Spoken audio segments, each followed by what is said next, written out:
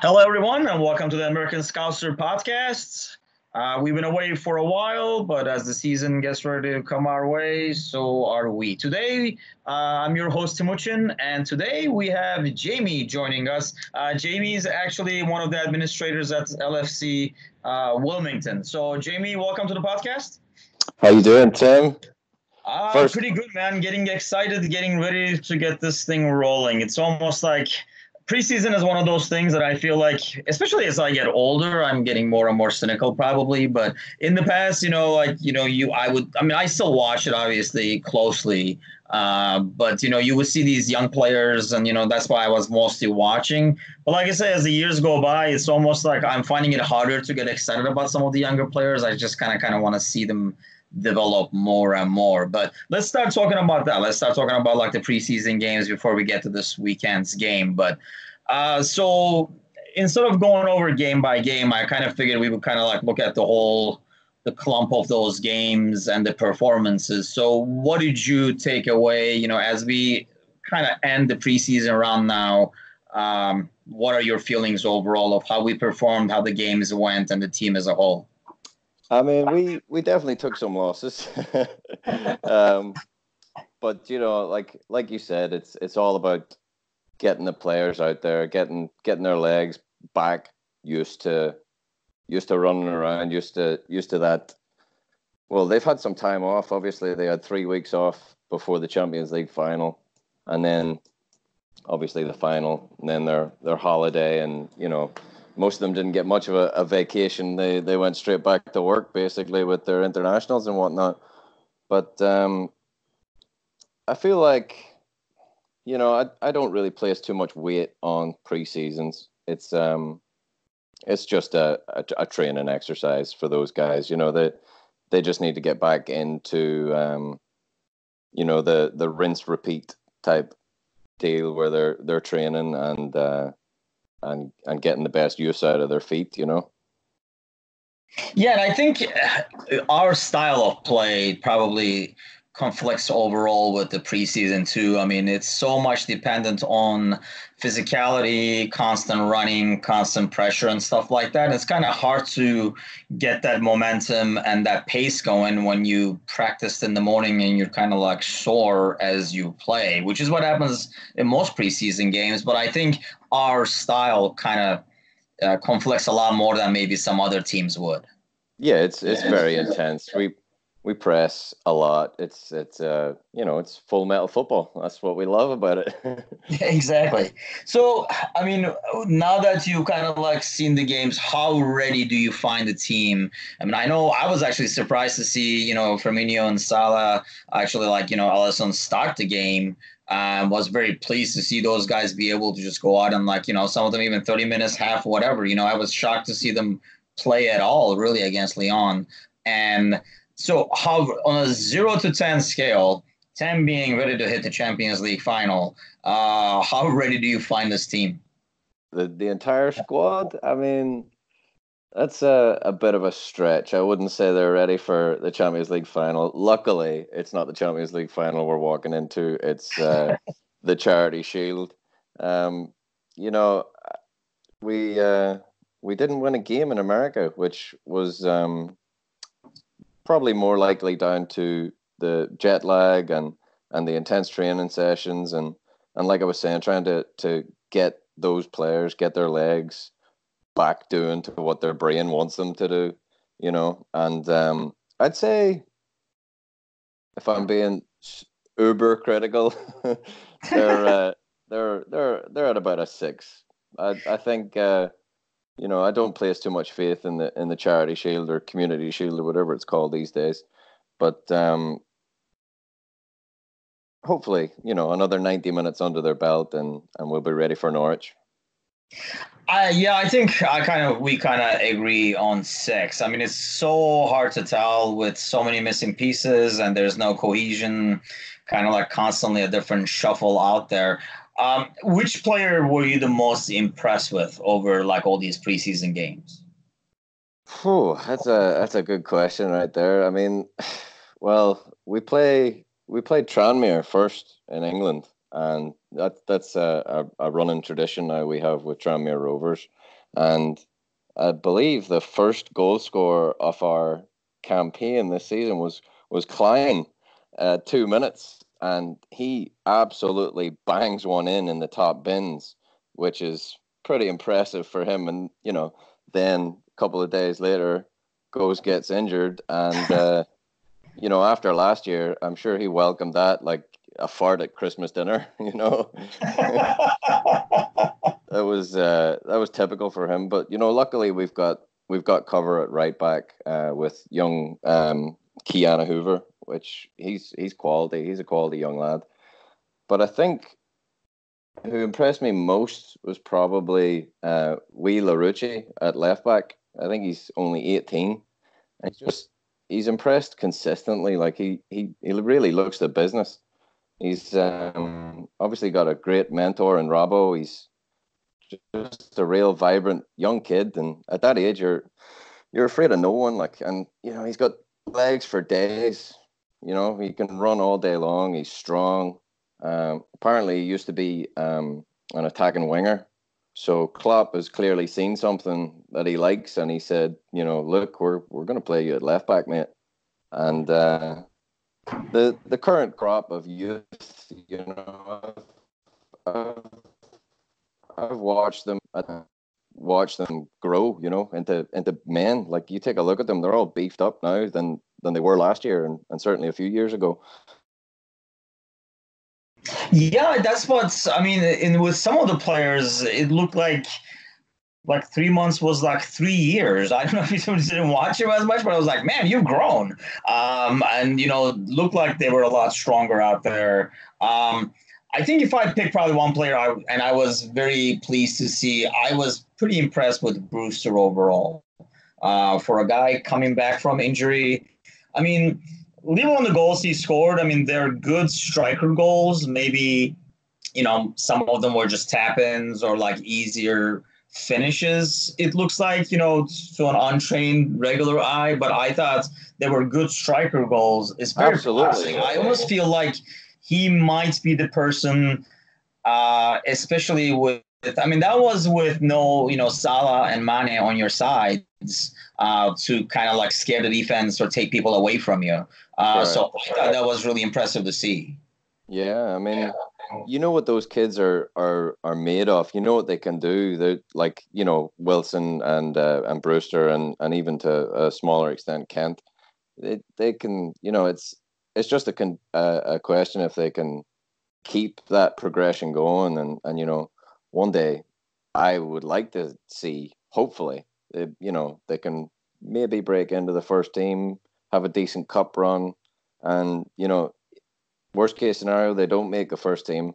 They're certainly good enough to start at a lesser team than Liverpool and command a decent price tag that we can recoup.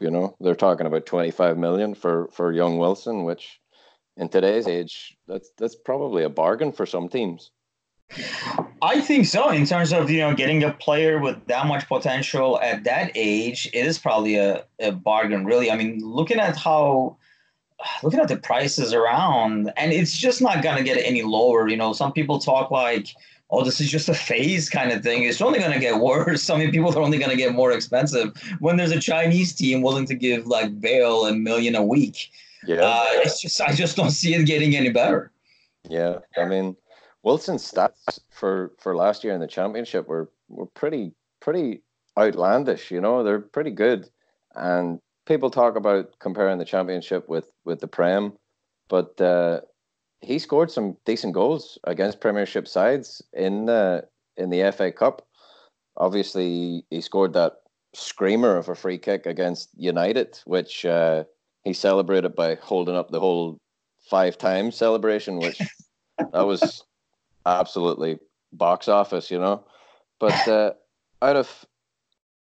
he scored 7 outside the box in the championship last year. 3 of those were free kicks. And now let's put that in comparison with Liverpool. And we only had 5 outside the box goals last year in the Premier League. So he's clearly got the pedigree.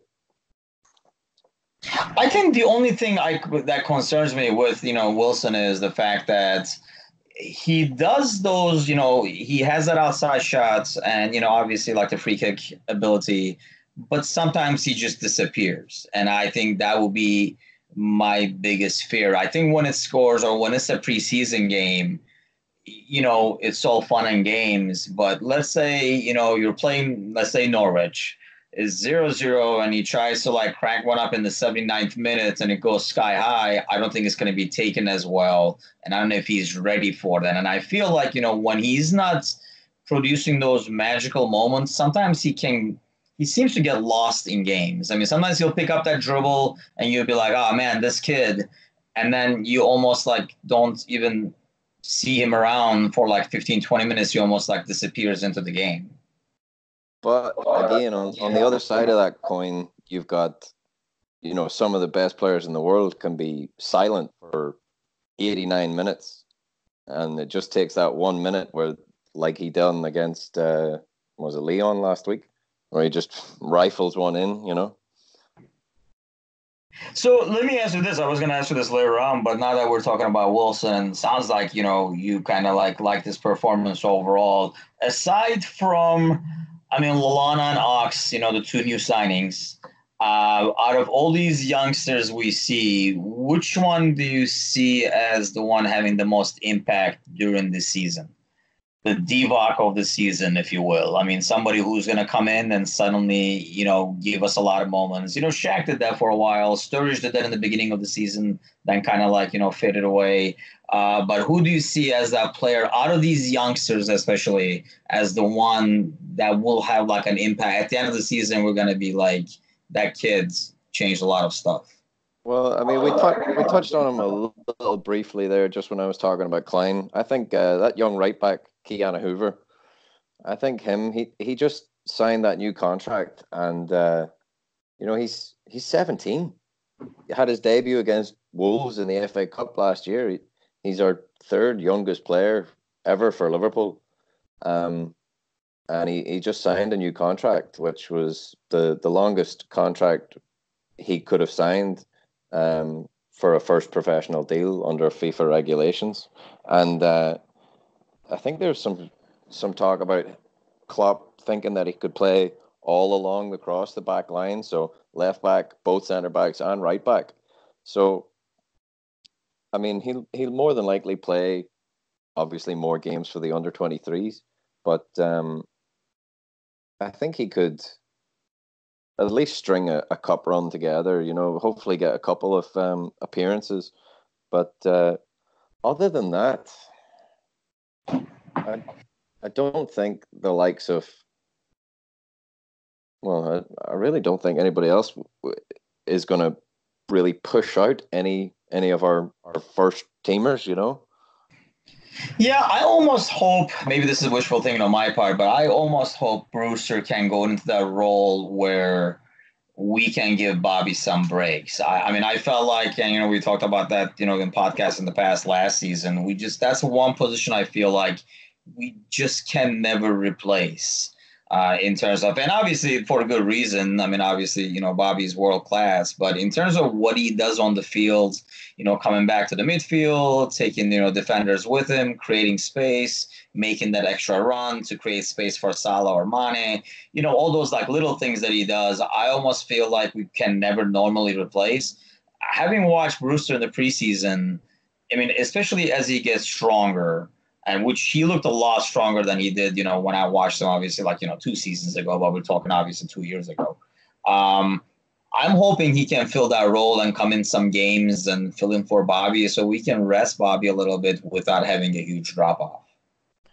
I think the other thing he's got going for him is he's relatively unknown for most opposition. He's an unknown quantity. Nobody will know what his game is and how to mark him. And he's got that ignorance of youth. He's unfazable. He's just come off the back of winning the Champions League. He was right there on the tour bus. It obviously didn't play, but that winning mentality breeds more winning. More success. So, having kind of like talked about the guys that we kind of enjoyed watching, who was the most disappointing player for you out of the preseason games? Well, disappointing is I'm that's a hard term, but uh, Really? I could have done a lot worse, but go ahead. let's say least impressive. It's definitely a bit of a harder question than who was more impressive. Like, I'm gonna wax lyrical about Larucci one quick second again. Like, we watch these kids grow up, but him, I definitely earmark for a decent future. That is, of course, if Robbo ever lets him. But least impressive, definitely a harder go. I'd say I'm more of a glass half full type of fan. Maybe, I can tell, Jamie. maybe rose tinted glasses, but that's just me. But if I'm being a wee bit probably too critical, I'd say least impressive is Ox and Lalana, but Lalana less so. He's played well in that Holden role, but Ox only because of his long time out last year and obviously losing the momentum that he had at the start of the season. And on the flip side of what I'm trying to say is it could be the expectation and optimism that we all placed in Ox, because I can kind of see that we've maybe bigged them up a wee bit too much. Maybe, I don't know, but we've definitely missed that type of player. That a player of his ilk, his driving force, his powerful runs through the middle. Like he's such a strong lad. He really is built like an ox. He's huge, but some of that has got to be gained back through training and playing with the team. So I'm being a bit too harsh on him, I'd say, to say that he was unimpressive. But I'm excited to watch him prove me. I'm not trying to say that he was unimpressive or anything like that. I'd a, I'd a like to see him play a wee bit stronger, a wee bit better. But obviously that's got to come with missing 3/4 of the season. Um, and that I've been wrong before. Like a couple of years ago when Dom Solanke was playing, I thought he was the next best thing since sliced bread. So, like I said, I've been wrong before. But I thought, look, he's got a lot of potential, but a wise man once told me potential means nothing right now. you know, but he definitely has the potential. Ox, I'm talking about, not Solanke. Yeah, we don't care about his potential as much anymore. Yeah. Yeah, the poor lad. He may prove me wrong. He may prove all of us wrong and be a good player at one stage. But I'm actually glad you brought that name up because I mean that's kind of like exactly why I'm probably a lot more cynical in some of the performances that you watch in preseason because unless it comes to fruition down the road and like in an actual regular season game down the road, it does not mean a whole lot. I mean, it's nice to see those good signs and some of the development of the young kids. But it's kind of, I find it more and more like harder to get excited about it and say, yep, this is the one. So you kind of like see more. And I think, going back to what you're saying, I think, Ox was, not disappointing, but less impressive, as you would say. I think it was mainly because, your expectations of a player like that I think are always higher because you've seen kind of. I mean, we don't. Hopefully, it's not the peak, and hopefully there'll be even higher peaks. But we've seen how good he can be. And I think we were all under the impression since he kind of came back at the end of last year. I think the hope was he would start this year kind of like how he was right before the injury, and I think we kind of found the sad truth that it's going to take a bit more time for him to kind of get back into that rhythm and, like you're saying, strength and speed and things like that. I mean, he still shows the flashes, and you're like, man, this is exactly what we were missing. Mm-hmm. But I think, yeah, it looks like it's going to take a bit more time for him to kind of be the guy that, was injured. Because, I mean, he's like a very key part of that midfield down the road if he can be that person. I mean, I thought, and, I love the guy's professionalism to death, but I thought Mignolet it's almost scary to think if something happens to Alisson, it was more like having flashbacks from the past again in terms of like every corner kick that came in the box. I mean, we went from night to day. I mean, I know like Alisson gave away a goal in this last game by giving away that penalty and stuff like that. But I mean, man, it is night and day to be able to how, those two goalies, how they command the box and how it could be the opposite ends this much is just obnoxious. And the goal he let in, I mean, there were some goals, like I was at the game actually in like the game in Indiana against like Dortmund. And I mean, some of the goals, it's just poor defending. I mean, you can have three goalies and they were going to eventually score. But some of the goals he's let in and the way he commands the box and stuff like that, like I say, I think as a professional, I love the guy, what he does, and, off the field for the team as well, and how he's carried himself. You watch him on the sideline, he doesn't pout and stuff like that. But then, like I say, just watching him perform, I guess I was expecting a lot better. Like, hey, he's not as bad as we remember him to be. It almost felt like he's as bad as we remember him to be. Yeah.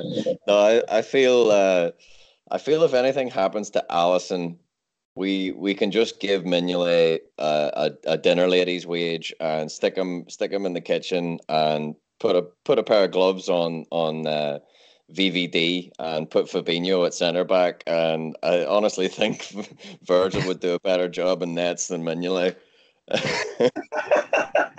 Even if he wasn't. It was just like you said, and I feel bad because I think, I really like his professionalism, and I think, it's kind of like exemplary, like to watch how he carries himself and how he's carried himself like over time. When he got benched, even for like Karius, I know, and now he realizes he's really benched. He's behind a goalie that is actually better than him, so I think he's handling that better than sitting behind like Karius. But just the performances, it's like, oh man, come on, but. So it would be scary, like if something happened, and it's almost like I think it scares me in terms of how deep we can go in like League Cup and stuff like that. Not that as much I care about winning the League Cup, but I want us to go deeper in these leagues so these young kids can actually play and get some playing time. I think, by getting eliminated, like the starters get more rest and less game and stuff like that, but I think we just can't develop the youth as well because they just don't get opportunities to play. Yeah, no, you're absolutely right. Like, the longer we stay in the cups, the better it is for our entire team. And we are fans, we're fanatics, and there's probably a reason why we're not on the bench sitting there with Klopp and the boys, because we're just as invested, if not more, than some of these players and staff that are on a wage. And all we as fans want to see is the moment for their time to come, these players on the fringe, to restore the faith that we've all put in them. Klopp and the boys and us as fans, we've all placed our faith in them. And like I was saying about potential, it means nothing right now, but there's a few players that have got a lot to live up to in my book, and whether or not Mignolet plays a couple of games or not, that's to be decided, I guess. But the one thing he does have, like you said, is the professionalism, and what his professionalism is doing is it's seeping into the team ethos. It's being shown to the younger kids. It's being shown to all of the players. So if absolutely nothing else good comes of it, and he doesn't play a minute for Liverpool this season, at least he's showing how to be a true professional. Yeah, I think so. Like I say, I just worry because I think it almost affects how the defense plays as well. Having less confidence in what's behind you or who's covering you and stuff. And he did have some great saves as well. And like I say, it's just flashbacks. Like some great saves with some like head scratchers and stuff like that. But in terms of the player that I was disappointed. I'm not going to say less impressive and sugarcoat it like you did. I was pretty disappointed with like how he played overall. But so let's say it's August 1st today. August 8th is the transfer deadline day, where Twitter will be going crazy that day. So let me ask you, what is your gut feeling? Do we make any changes? Do we add or subtract anybody within the next 7 days? Well, should we? I guess I should ask that as well. Should we? We do have a strong team, but should we dip into the transfer market? Possibly, yeah. We possibly should, and maybe. I don't know. We do have some youth goalkeepers in there that I would possibly trust more than Mignolet. It seems like he's just been plagued with mistakes, and that's kind of seeped into his mind, and you can't really get away from that once you're plagued with doubts in yourself.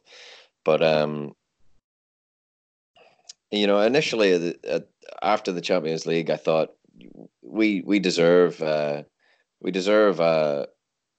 attacking backup, but you look at those kids. Some of them, they could do a job. They could definitely do a job for us. They're not gonna shove Mane out of the first starting team, but I would definitely.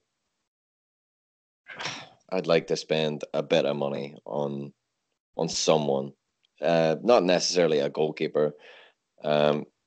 Not necessarily a midfielder or defender, but just someone, And I think that's the issue we have. We do want better cover. I think we're kind of like too late in the game for that. I think this, Klopp and his crew kind of have more faith in these youngsters trying to fill in those roles as opposed to signing. Either they didn't like anybody they could sign, or we just didn't want to spend the money to sign somebody who would be a backup ultimately. And it's kind of hard to attract a player of high quality to come in and say, yeah, come here, you get to sit behind Mo. And you'll eventually come in. I think, especially for a young player, there are so many options. I think like one of the things, especially this season, there are so many teams that actually needs desperate help for starters. And we're talking like big clubs that it's kind of hard to lure somebody to your bench when there are people you can go to and start right away. So do you see us signing anybody, or you think we're just gonna like ride it out and this is kind of like the squad we're going with the rest of at least till January? Yeah, I don't think we will. As much as I would love us to get a backup, a 23, 24-year-old attacking midfielder, striker, something like that. I don't think it's going to happen. I read an article there with Shaka Hislop. He used to be a goalkeeper for Newcastle, and he's come out and said, people like Timo Werner and Pepe, who just got confirmed for Arsenal, aren't going to sign for Liverpool because they're just not going to get the time.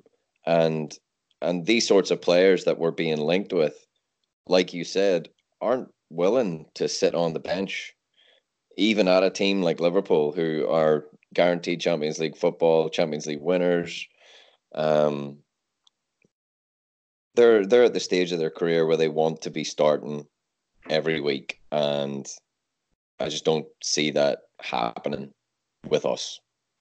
And I think part of the attraction is, when you go to a team that's kind of, sucky, like United, for example, or where you can kind of be the person who takes them there, as opposed to getting on the bus that was already the bus of the champion. So I don't know. That's kind of like another factor in there as well, especially for maybe not for a youngster, but for these guys that are kind of approaching the peak of their careers, almost like be the person who takes them there, be the leader as opposed to just being one of the followers. So now we have Hooch joining us.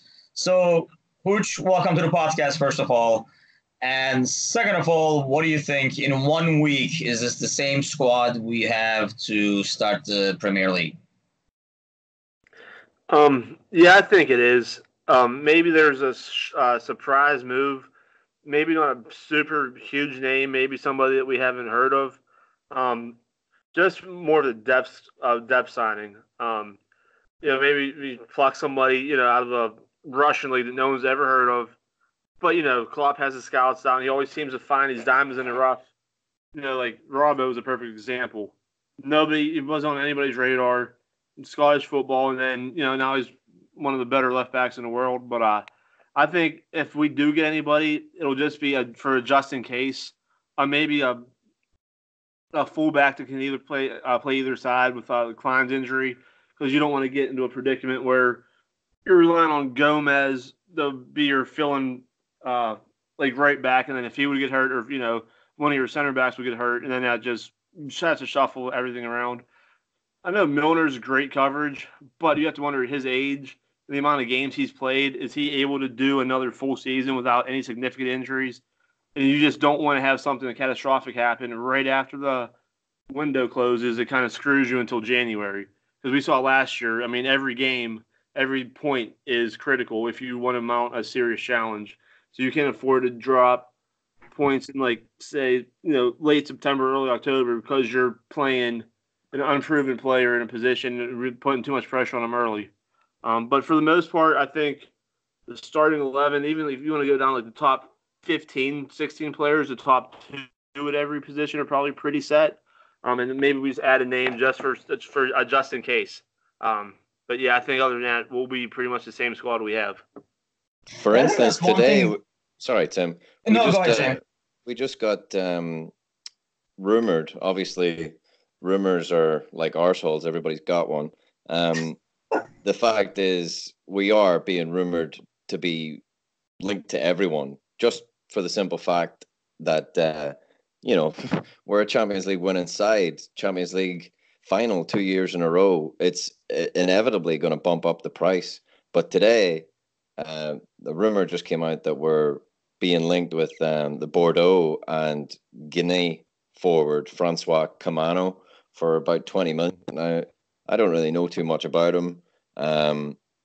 French league, 23 years of age. Something like that. Obviously, like you just said, Hooch, nobody's ever heard of this kid. I certainly haven't, although I don't really watch the French league too much. But something like that would do well for me. I'd be happy enough just with another body in there up front to throw in something different into the mix. We know what Origi can do. We know roughly what Brewster can do. He adds a bit of pace and the unknown element to the opposition. And this kid, Francois Camano, whoever he is, whatever he can do, 20 million, that's chump change for us, That would basically be like us just re-spending the Dominic Solanke money. You get somebody a few years older, and like you said, these kids that we never heard of. How I do it is I go on Google and I'll Google their FIFA rating, and then I'll look at their potential, because that's other than that, there's no really scientific way to know anything about these kids unless you just devote your whole life to watching football. So yeah, I get on Google, I look at their FIFA rating, what their potential could be. And then, all right, we'll take FIFA, or we'll take EA Sports words for it, because Tim's not a huge fan of the, because YouTube videos, everybody looks great in YouTube videos because they're highlights, not lowlights. Yep. So it's always hard to judge from the YouTube. You just have to take what you read. But yeah, I think if we do get a player, it'll be somebody like that, somebody off the radar, just for an extra set of legs. Something happens, or the early season. You don't want to run players out too much. I think it was Mane and Solid. They just got back off their break, so you don't want to run those guys out early season because if you look at how this team's set up and the expectations, I mean, they're expected to make deep runs. And I'd say, the Premier League, of course, they're probably, the Champions League, you're looking for quarterfinal, semifinal to be, a realistic expectation. Then I'd like to see a little bit more emphasis put on maybe the FA Cup. Maybe not use it so much as a throwaway tournament, if that's the correct term, But you have to look at it is for us to really take our place in being back in the views of the world is we have to make runs in serious runs at 2 or 3 competitions, and you need everybody you can at the later stages when the games really get critical. Yeah, I think that's why. I mean, like I said, I don't follow the French league as much. I mean, it's kind of like a league where who's going to be second to PSG every year. But I mean, I personally did not know much about Pepe before this, the whole rumor will started either. And like Hooch is saying, I mean, if it was by YouTube videos, somebody could probably put together good footage of me and maybe I'll get a contract too. Because, that's, I mean, everybody watches, like those YouTube videos are like, oh, the guy can't score. Yeah, it's in the French league and you're watching all his goals. You're not watching all his mispasses, all the ones he missed and stuff like that. So I think, that's why you have a scouting department. That's why you have the experts. I think the consensus is more, it would be ideal to get some more depth into our front line just to be able to give these guys more rest, especially a guy like Mane who pretty much played 12 months year round. So I think that would be ideal, even if it's like somebody we don't know. It doesn't matter if we know him or not, as long as the scouting department feels like it's somebody who can fill in. And let's face it, anybody we sign right now, we know how Klopp works. They're probably not going to play till Christmas. At least not they're not going to start until then. They might show up with themselves here and there, but it's going to take a time. And I think that was one of the things that became more and more apparent in the preseason is how like Klopp always talks about this, how our defending starts up front. And when we didn't have our regular front three, I think that made the defense look worse than it actually is because they're coming in more in numbers. The ball is lost in places where it really should not be. People are out of position and things like that because, like everything is connected in the system we play. So anybody we sign, even if they're an attacking player, they're not going to just come in and start. It's going to take them for a while to get built into the system. So, but yeah, I agree. I don't see a huge changes coming up within the next week. Signing like that is possible. Part of me still says there's going to be a surprise somewhere, but we are probably a little late in the game for that too. So let's look ahead to this weekend. First off, before we move on, I just want to double check that we've mentioned Solanke in this podcast twice. He'll have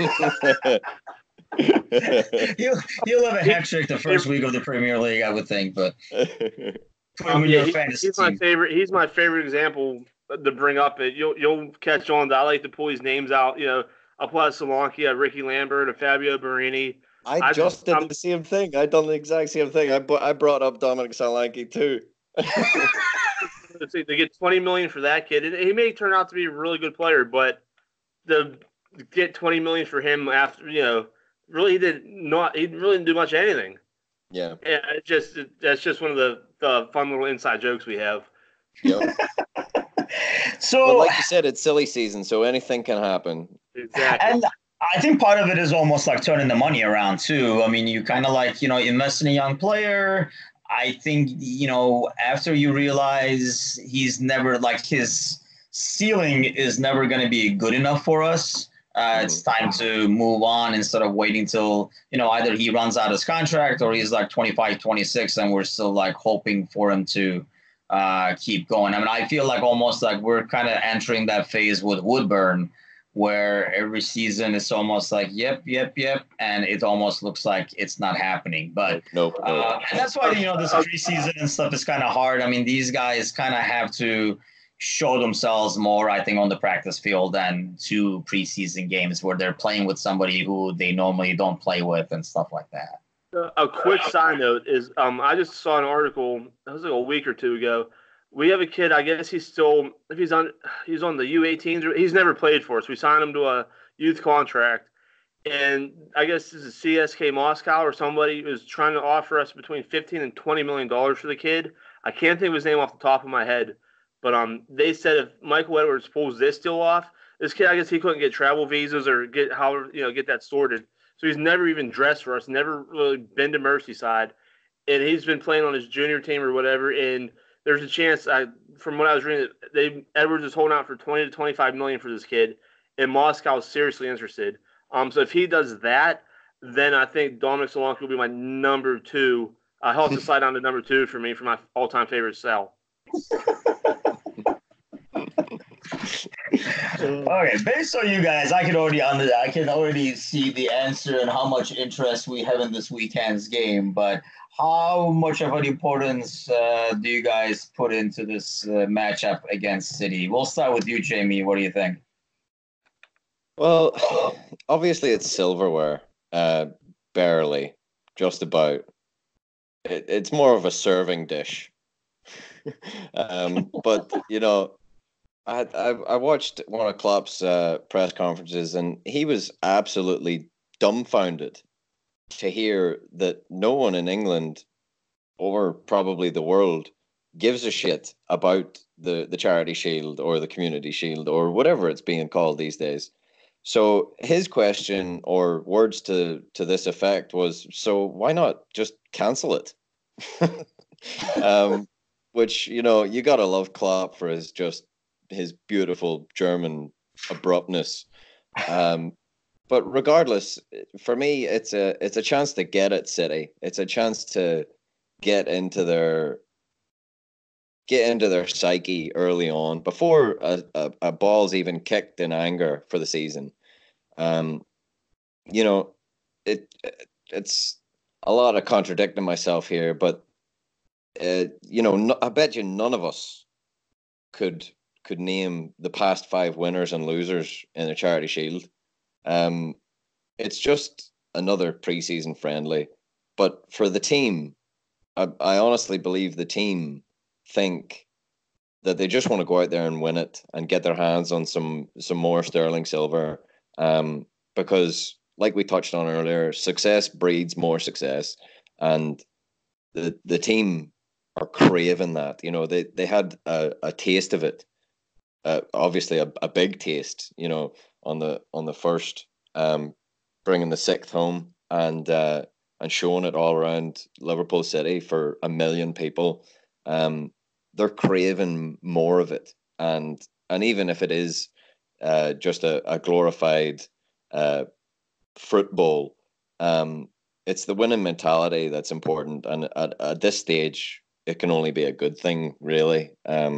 So hopefully we do go out there and win it, but of course, on the flip side of that, if we don't win it, we're forgetting about it immediately. What do you think, Tim?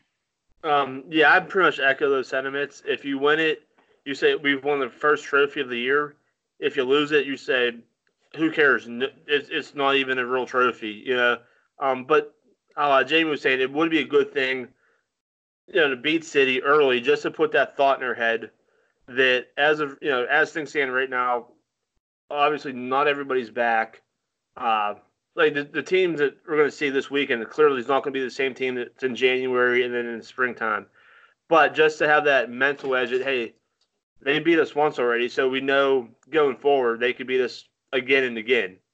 I'm not saying we're going to beat City 3 times this year. It'd be great if we did, but it's one of those things you can't really count on. But just like the mental aspect, like Jamie was saying, just to get in there. I think we're already almost kind of in our heads. Some of the comments from Pep this offseason about how we came back against Barcelona and how once we score one in Anfield, that you expect to get 3 or 4 against you in the next 5 minutes.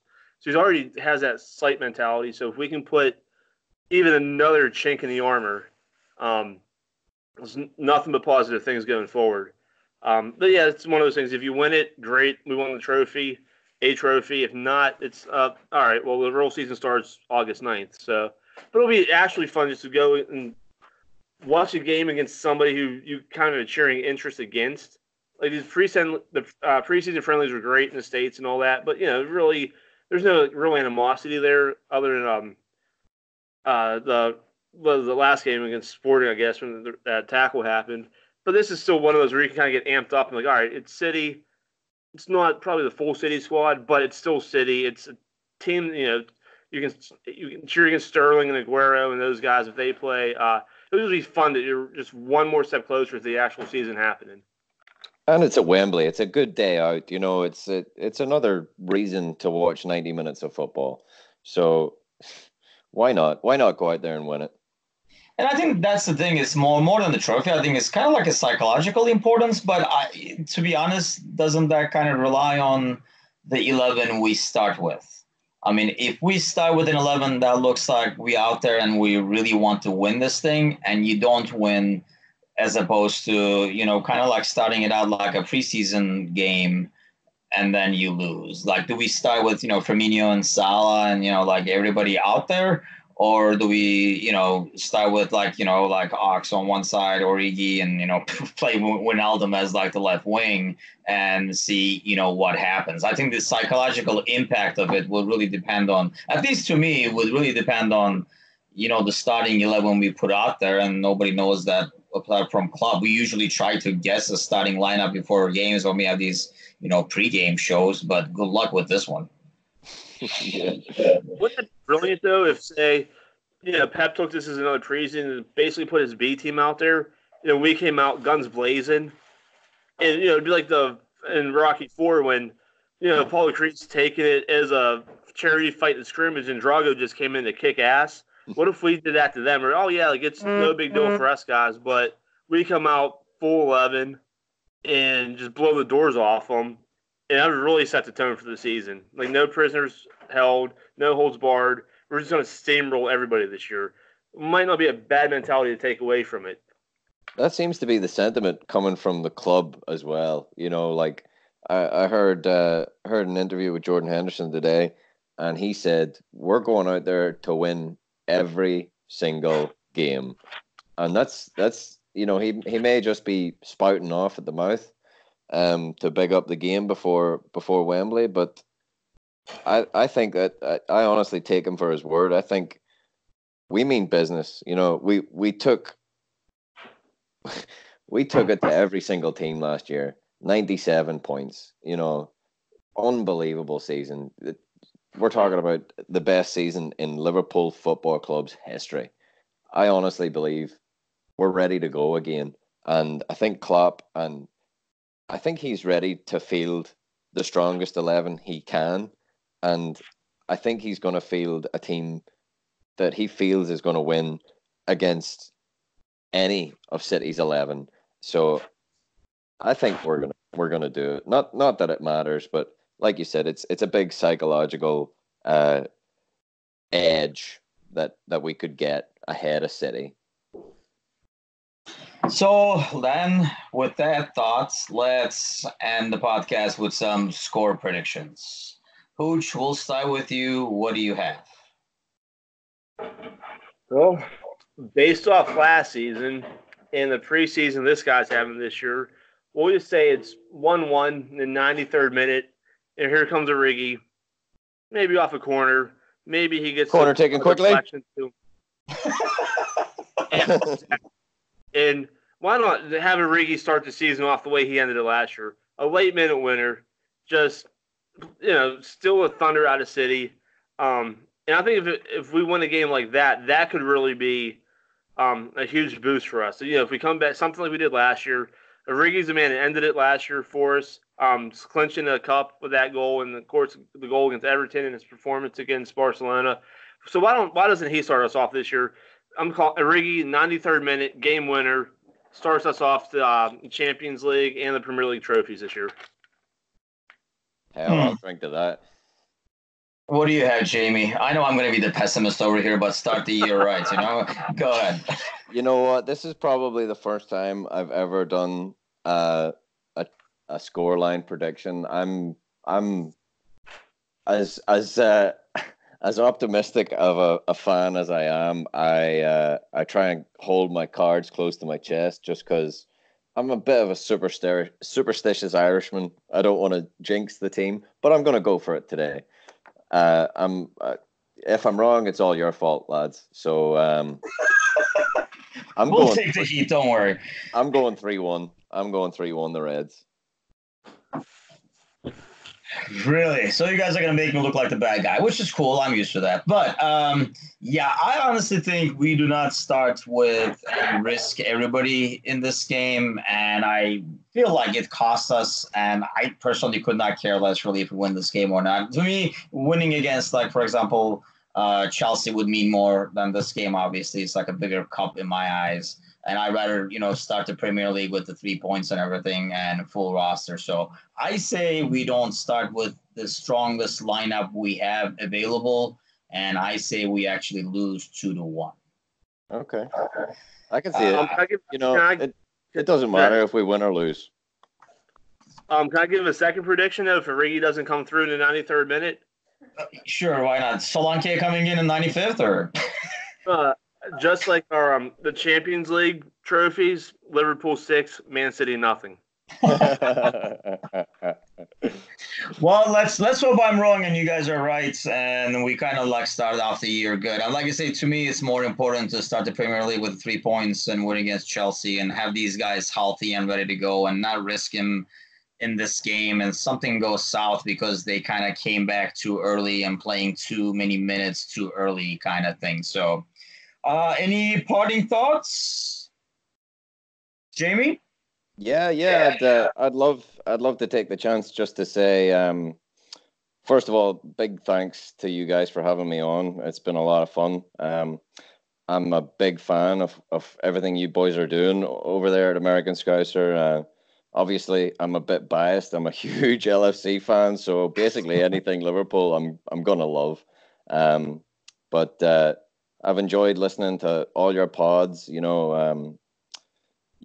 Some of you guys, listeners, may or may not know, I wrote a little piece for the blog, My LFC Story, which I really enjoyed. And I'd welcome anybody out there to do the same. Just excited to be on here. A huge thank you. And I'm representing for LFC Wilmington. Currently, we've got unofficial status here in North Carolina, but we're hoping to follow in the footsteps of a bunch of great guys, including the ones you've had on your pods here before, and all the people around the world that have their official status. But it's a great time to be an LFC fan, and it's all looking forward to what's ahead in a matter of days. And a big shout out to all the boys here at LFC Wilmington who've helped and started this all out. Theo Williams, Tom and Doreen Williams, they started our little supporters club about 6-7 years ago, and had a decent, well-established group. And I got here about 5 years ago. I came to North Carolina from Ireland with my wife, who's my rock. And anybody who knows me knows that I'm a loud and proud Red. Emphasis on the loud. And I'm constantly singing nonstop, morning, noon, and night, LA, and all the chants. And initially she was ready to kill me, but I eventually got into her brain, and now when I start singing LA, she's right there with me. So big shout out to Katie, my wife. She's literally my rock. And big shout out to our home, our bar, Varnish Ale and Spirits in historic downtown Wilmington, North Carolina. Real beautiful spot. Shout out to Sean and Nate, the owners. Real good group of guys, and they've got a great staff on their hands. So yeah, other than that, lads, I just wanted to say thanks again. You guys are doing great, and thanks for having me on. Oh man, thanks for the kind words. Thanks for joining us. I'm sure you'll be with us several times throughout the season as well. It's promising to be like another awesome season in the works here. So, Hooch, what do you have as parting words? It was a nice summer off. It was nice to lift a trophy last season, but that was last season. I'm just excited to get back to it. I'm excited to every week look forward to my weekends or my Tuesday or Wednesday night or afternoons. But I'm just excited to get back in the routine. Hopefully, we have another great 9 or 10 months. That would show we're doing really well. And it's just it's a great time to be a Red. For some of you guys that have been fans a long time, even like newer fans, it's not always like this. Like I became a true real supporter in like 09, 2010. We had some dark times, some dark periods. So whether you were a fan from way back or from these last two runs, you just kind of latched onto the club. We welcome everybody. But it's a great time to be a Red, a great time to be a supporter. It's just a blast. I couldn't imagine supporting any other team. I may appreciate the talents of other teams, but to be my week lives or dies with this club, and I wouldn't have it any other way. It's great. It's just excited to be back. The weekly grind, I can't wait for it. And up the Reds, and here's the number 7. Absolutely. Yeah, I agree, man. I agree. I mean, it's been, like I say, I'm glad the preseason mess is over. Another week, the transfer mess will be over, and we can hopefully get down to real business and continue from where we left off. Gentlemen, thank you for joining me, and thanks for everybody for listening to the American Scouser podcast. We'll be back next week with our season predictions and our preview overall, and hopefully my prediction will be dead wrong, and we'll have an additional trophy by then. Thanks again for listening. Just give us a follow, join our Facebook group as well, and join the chatter there. Thanks a lot, and up the Reds. You'll never walk alone, boys.